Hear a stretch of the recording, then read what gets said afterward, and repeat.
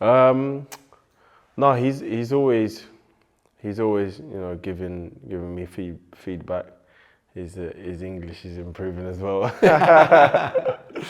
um, but he always wants me to dominate physically wherever it is on the pitch. For me, I would love to play for England, but my focus is always in Milan. And I think if I go to England, it's a byproduct of me doing well for AC Milan.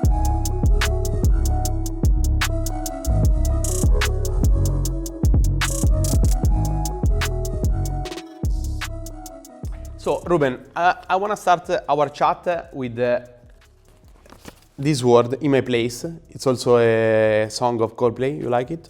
Okay, In My Place. I don't know this one. Okay, but In My Place, because... I like Coldplay though. You like? Okay. No, because I think the key of your season, that is a great season, is that you are in the right place. Also, you are playing as an attacking midfielder, and it's something that is changing your game. Mm-hmm.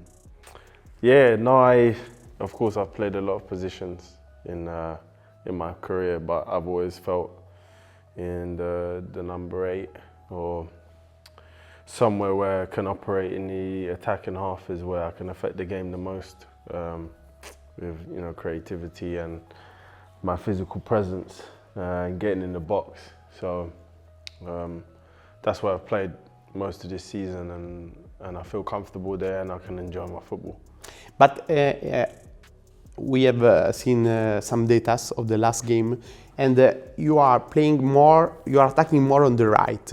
Is it something that Pioli asked you and is helping you? Well, I started with the manager playing on the right of a 3 in midfield, so I just got used to playing on the right side, and even sometimes when I'm in the number 10 I find myself drifting to the right side, just from being used to playing there. So it's where I feel comfortable as well. Instinct. Yeah. So for sure, Stefano Pioli is gaining the best from you.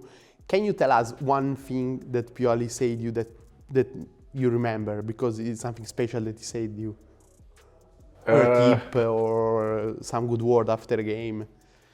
No, he's always giving me feedback. His English is improving as well. But he always wants me to dominate physically wherever it is on the pitch.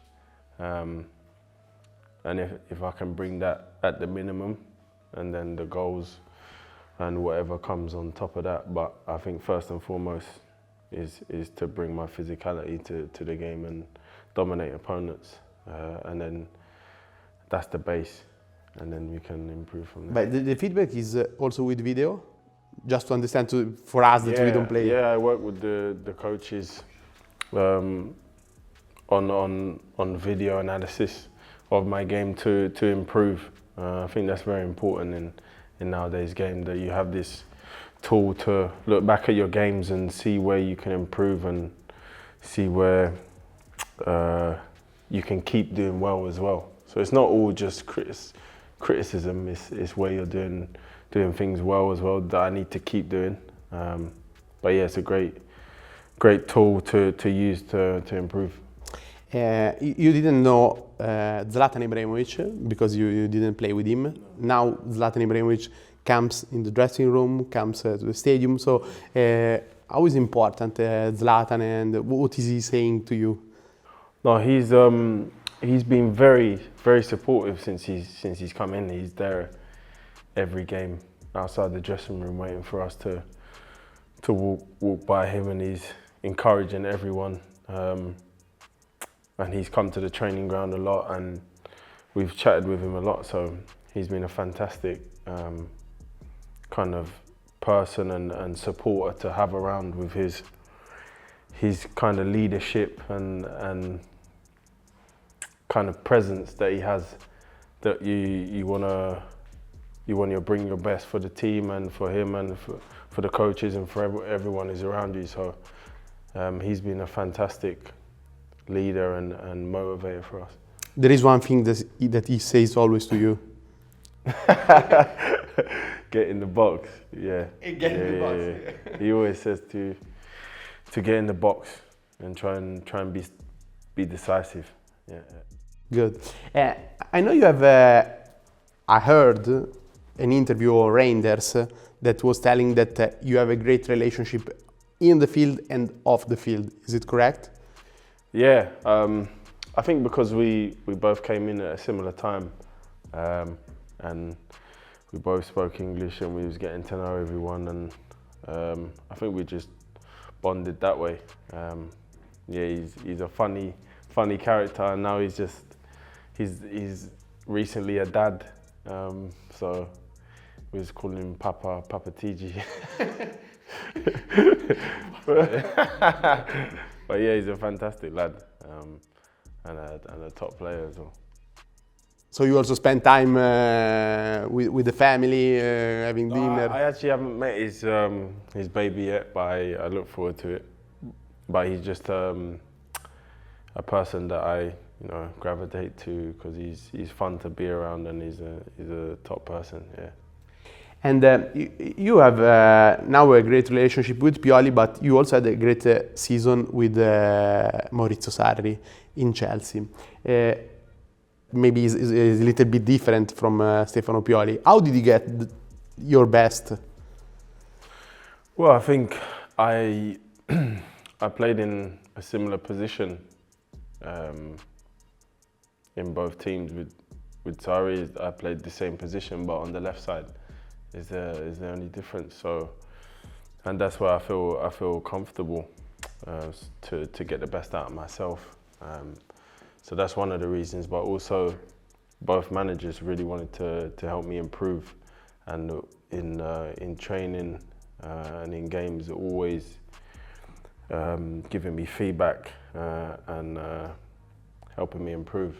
So it's something that we can say you like of Italian manager. Yeah. Because this is. And this is what I found with the Italian managers. They don't see you as the final product, and you can't improve. They always want to help you improve. With Conte, Sarri, and Pioli. We remember that when you played that fantastic Europa League, you made a tournée before the final, and Sarri was very furious with that tournée, and you get injured in that against New England Revolution. Yeah, no, it was very frustrating because we didn't know we had to play the game, and it was very short notice that we had to fly out there and play on a pitch that wasn't very good. It was AstroTurf, and they put grass on top of AstroTurf, and it wasn't very good. So yeah, it's just a very frustrating moment that I had to rupture my Achilles right in front of a final that looked like I was going to take part in. And it was fantastic that we won the trophy, but also I missed playing and being a key player in the final. So yeah, it was a difficult moment. We know that this summer also Lazio wanted you, Sarri wanted you in Italy to substitute Milinkovic-Savic. Did he try to call you, to convince you to go to Lazio?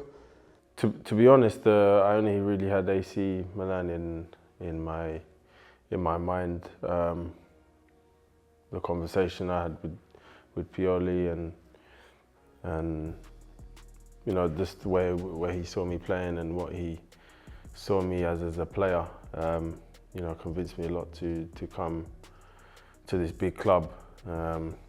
And I'm happy with this decision so far. So yeah. Good. So now I wanna tell you some names that I think are very related to your life, and I ask you to tell me something if you have something that happened with this name that you can tell us, that you will tell to a friend at the table. The number one is Gianfranco Zola, that was with Sarri. Okay. Yeah. No, he's a fantastic person. Yeah, like I said, that group of staff always wanted me to improve. I remember a funny story actually in in that season with Sarri. Gianfranco used to ref a lot. He used to referee the training games. It was so bad. And the players always used to go, Gianfranco, all the time shouting at him. And I remember it was funny times in training when he was the referee. And Antonio Conte? Yeah, another fantastic person. Very intense, fantastic coach. And I always just remember, because I didn't know much of him before he came, you know, to Chelsea.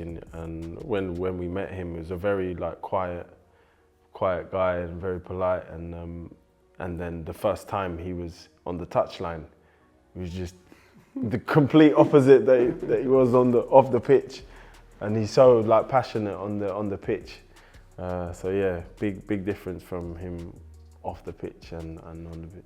I know that he has this habit to tell to the players always in the evening what they have to do the day after. He gives the program day by day to keep the player focused. And it's something that sometimes players don't like that much. Yeah, but it's just being a footballer. If the manager wants that, and you always have to buy into what the manager wants. And if the whole team does that, the whole team can be successful, like it was with Conte. Frank Lampard? Yeah, no, he was a player that I looked up to a lot, especially coming through the academy, being a midfielder and what he's done for Chelsea. He was always going to be someone that we can learn from a lot. And I was unfortunate to be injured for basically the whole season when he came in, because I ruptured my Achilles, the injury. So yeah, I was unfortunate to not play too much under him.